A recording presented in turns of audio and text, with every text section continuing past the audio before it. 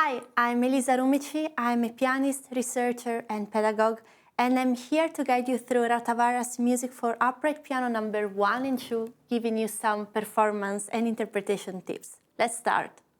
Music for upright piano are among Rautavaara's less performed works. They were written in 1976, but they were premiered many years apart. The first one was performed that year, and the second one only in 1990.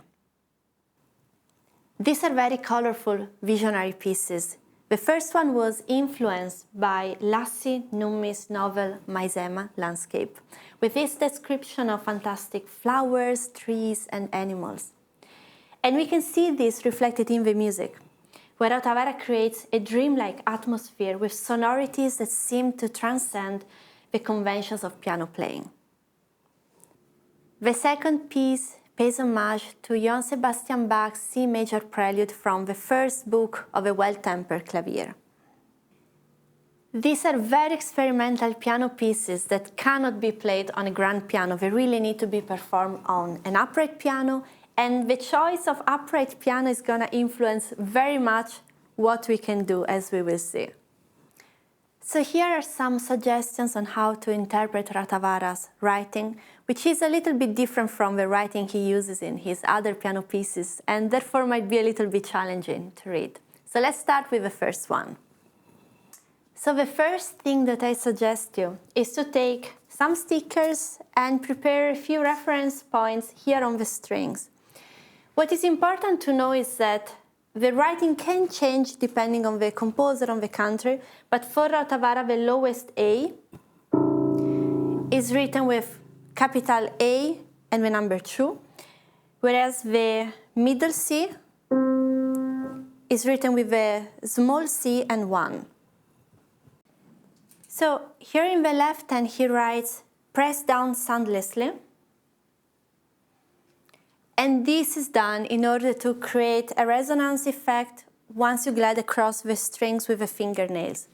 And here you have to go from H, which is very easy to find, since it's next to the C that you are already pressing, till the next H.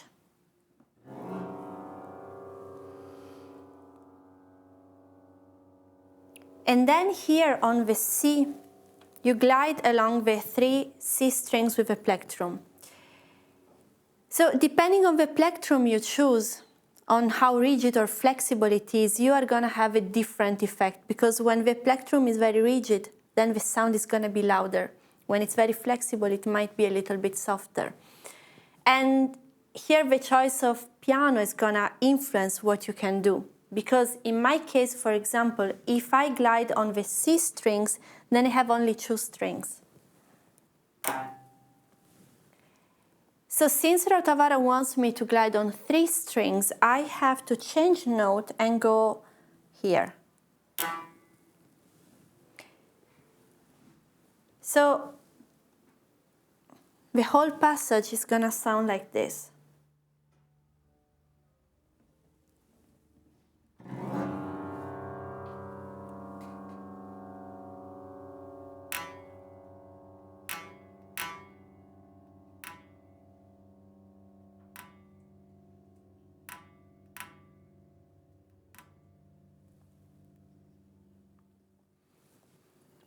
And then Rautavaara asks us to pluck the dampers. And he indicates an interval between A2, so this lowest note, and H, here. The notes don't have to be precise, they just have to follow the proportion that Rautavaara writes. So it would be something like, for example,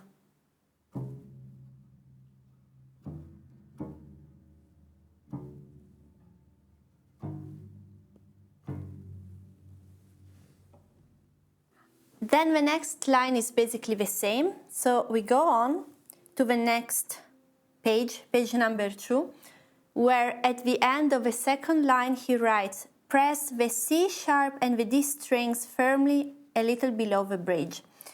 So it's here,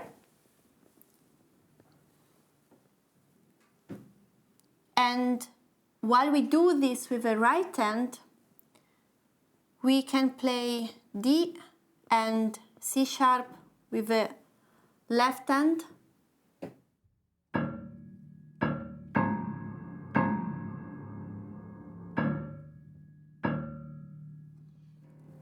So while we keep this low D pressed with the fifth finger, we play this repeated C sharp and D with the thumb while we glide on the string with the right hand. So it's gonna be something like this.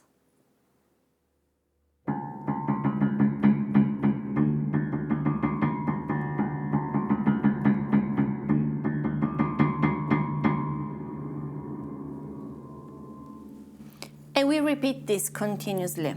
And then we move to page number 3, where we have this beautiful cantabile passage. So here we have to play this long theme with the left hand. I suggest using the fingering 2, then 4,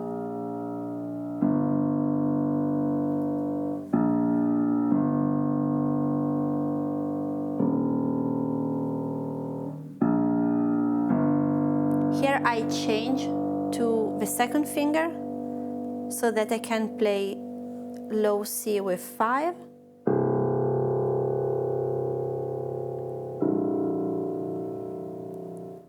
And we do this while repeating.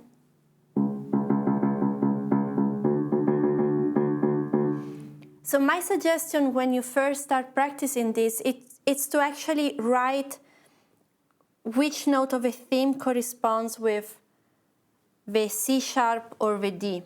And then, of course, you're gonna play it freely without thinking about it once you know the passage. But in my case, how I decided to organize it is more or less like this.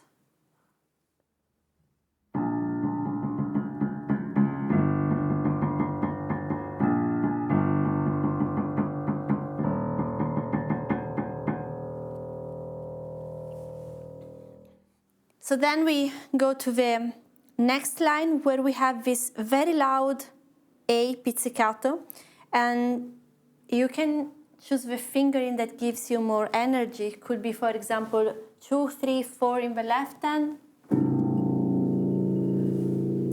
or the thumb of the right hand.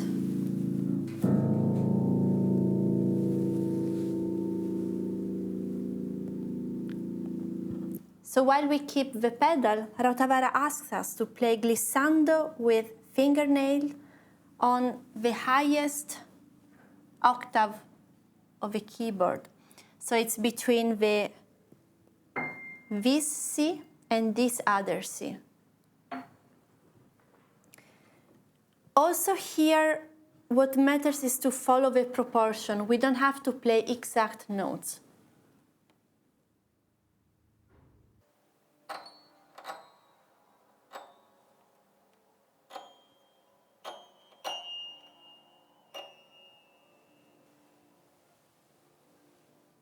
So here again we are asked to press the chord silently. In this case I'm using the fingering 2, 4, 5 because I'm gonna need the thumb to play the repeated D sharp.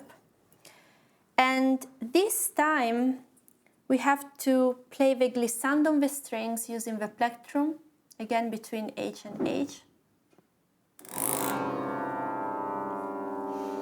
And now we play the repeated D sharp while gliding on the string.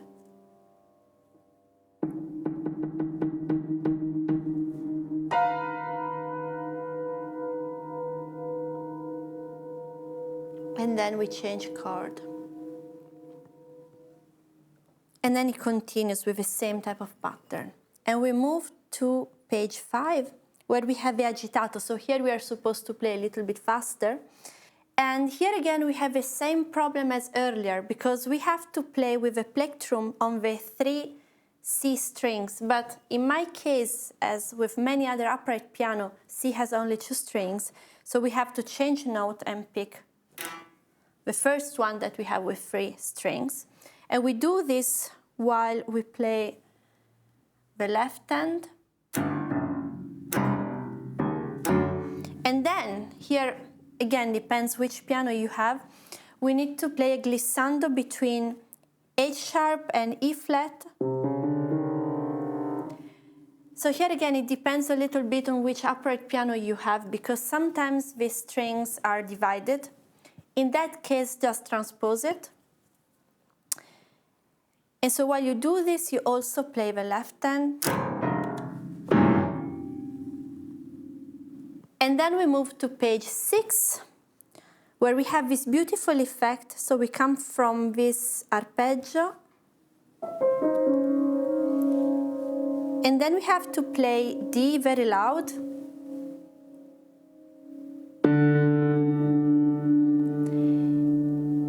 And we have to press the 3 strings. Again, if you don't have 3 strings, you can press only 2. Or you choose a different note. In my case, that would be E.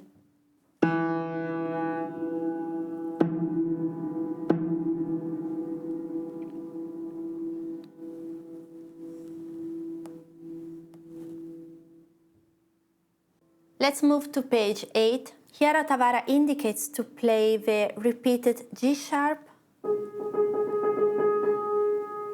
And he writes due corde. This is something that happens quite often in Rautavaara's pieces, where he indicates due corde. And in my experience, usually when he does so, he actually means the traditional tre corde, meaning that he's telling us not to use the left pedal. And to do that, I suggest staying very much inside the key. And we have to coordinate that with this thumb. So I really suggest practicing it, differentiating the gestures. So the G sharp very much inside, and the thumb thinking about playing outside of the keyboard. And while we do that, we have to press with the right hand the corresponding strings, so A, F sharp, and D.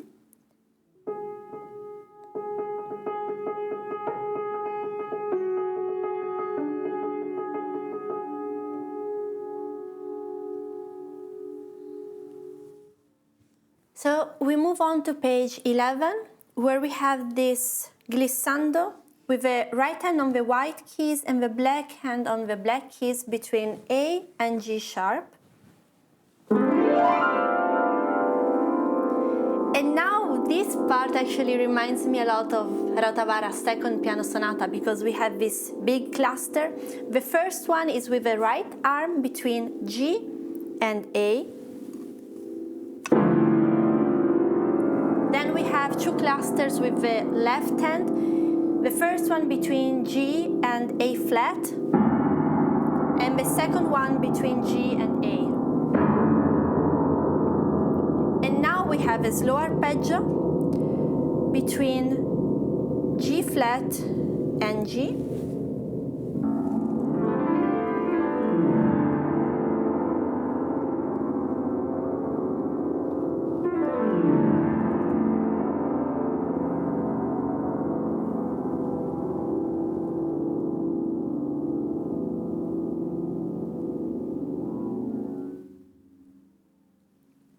Then we lift the pedal and we have this effect with the plectrum, where we are supposed to glide down the G and the F string.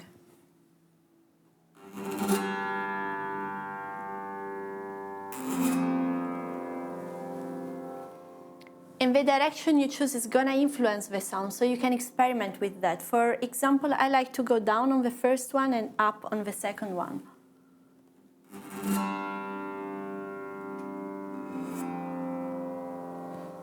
And you can also experiment with different movements to have more tremolo, for example.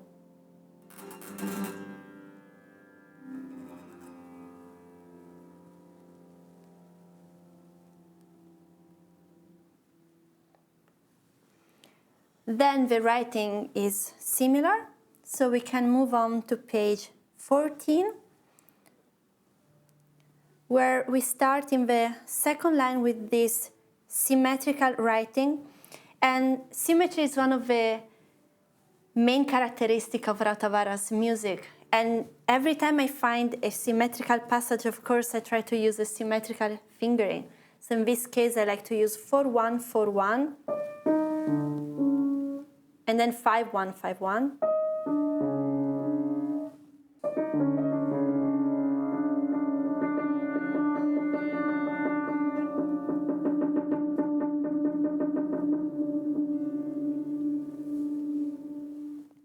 So here Rautavaara asks us to play this repeated D, molto rubato avoiding periodicity. What I think he means here is simply to avoid giving accents.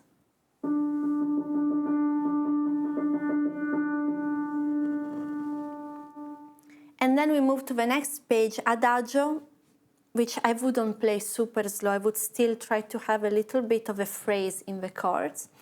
And on this repeated D, we have this theme.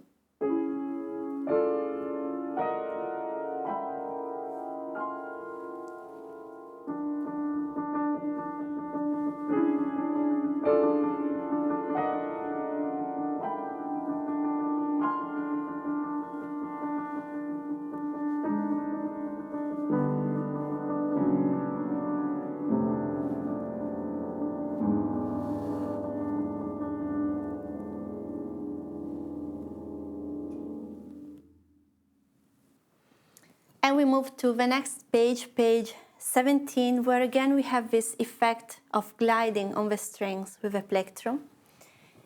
And here I like again to change direction to have a little bit of phrasing. So I like to go down, for example, here on the G, then down again on the F. Here I change direction.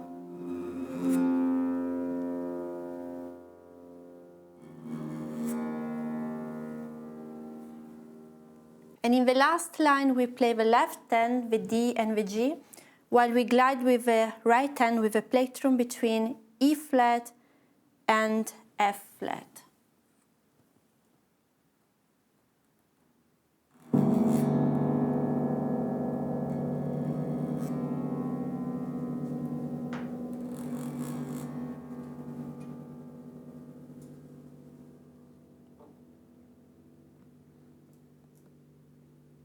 Now let's move to the next piece, the second music for upright piano.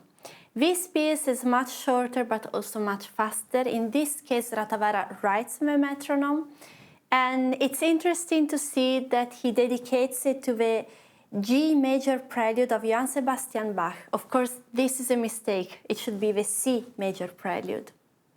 The piece is built on an ostinato pattern. This is one of the characteristics of Rautavaara's writing. And another peculiarity of this ostinato is that it's built on a symmetrical material, and therefore I like to use a symmetrical fingering as well. I like to divide this arpeggio between the two hands using the fingering 4-1 and 1-4.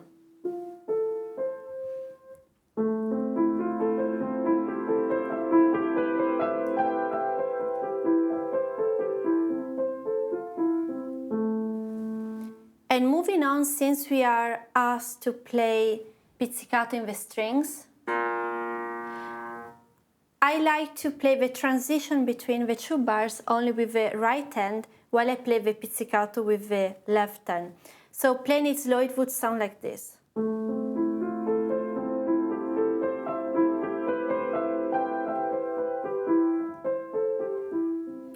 And now I use only the right hand.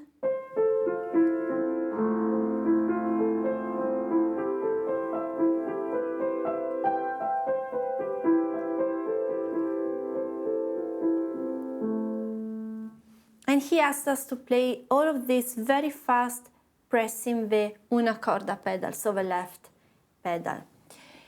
So in order to better practice this movement and have the arpeggios very connected, you can focus also only on the movement itself by, for example, practice it on the piano lid, so that you can just focus on the gesture.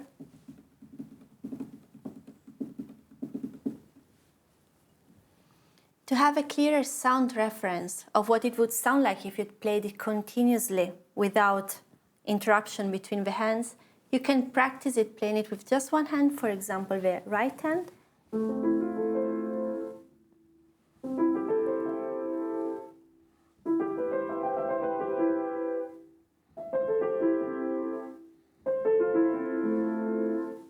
And you can do the same just with the left hand, and then you try to imitate this sound when you play with both hands. To improve sound control, you could also practice it using different articulations, for example, playing it all staccato and very soft.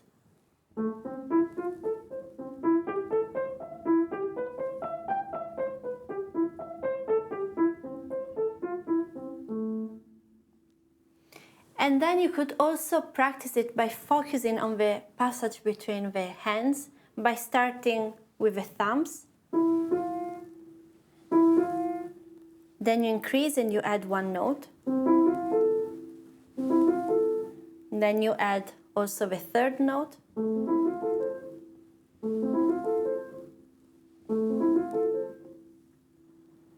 While we have this ostinato, we have to play the theme in pizzicato between A and A1. So here again, Rautavaara does not indicate precise notes. What matters is the proportion. And he also asks us to change pedal between bars, but I suggest changing it a little bit slightly earlier than what he writes in order to be sure to really get the new pizzicato in the pedal.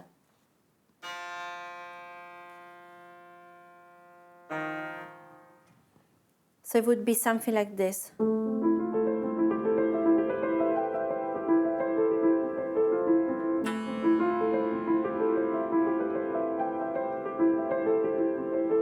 And then we have this change of pattern in the third line.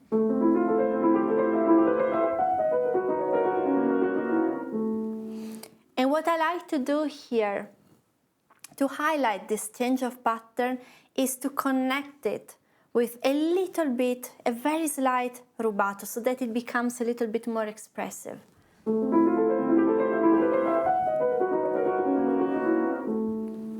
And this also gives you a little bit more time to play with a pedal. After that, the writing continues more or less in the same way, so let's move to page 3, where Rautavaara writes due corde, again, like in the first music for upright piano, I interpret his due corde indication as meaning tre corde, so simply stop pressing the left pedal. And here we have this very large crescendo leading to page 4, where he writes glissando with the back of the 4 fingernails. So playing it slow, it's something like.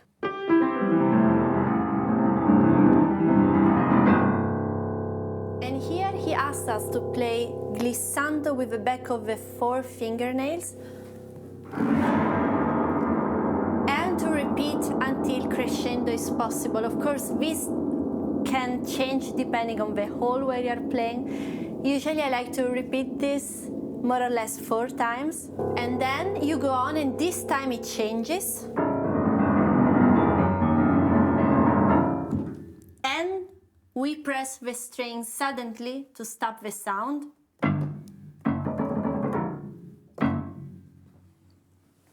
Then we move to page 5, where again we have to keep on pressing with the right hand the strings while we play with the left hand.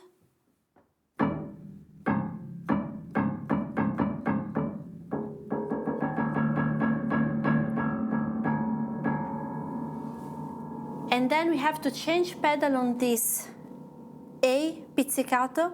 And again, it's very loud, so you can decide if using, for example, 2, 3, 4 with the left hand, or as I prefer to do, using the right hand thumb. And then we have this other pizzicato on the H.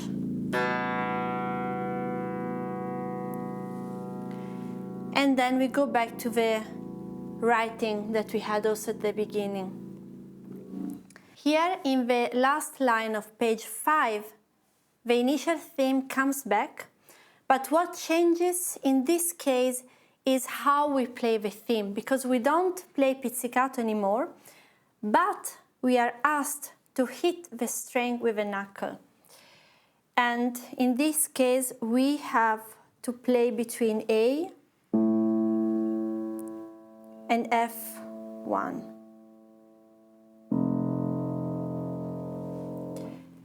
And again, you can choose if you prefer to do that with the left or with the right hand.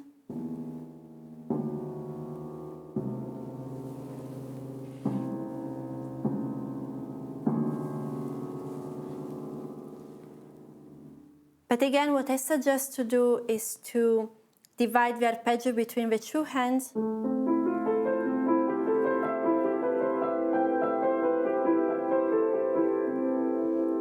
And here, depending on which hand you use to play the theme, you can use the other hand to play the transition, in my case, the right hand.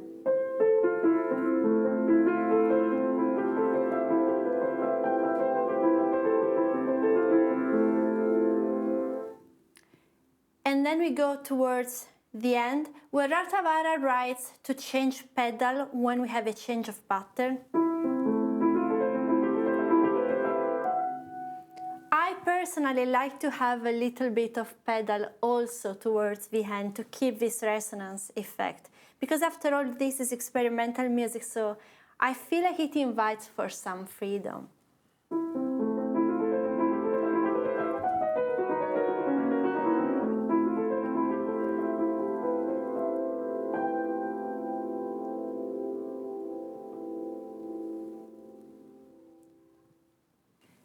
So these were just some of my suggestions on how to interpret this music by Rautavaara, which is quite experimental. So I think it gives us a lot of space to experiment with the instrument that we have and to find some creative ways to bring to life what Rautavaara might have imagined. In the end, this is what this music is about. Looking a little bit beyond the score and imagining the final effect the music is trying to achieve, finding your own way to realize it, even if this sometimes means slightly adapting which string you are playing or changing the pedal a little bit. If you have questions or you want to know more about this music or Rautavaara's piano music in general, feel free to contact me. You find my email address and my website written below.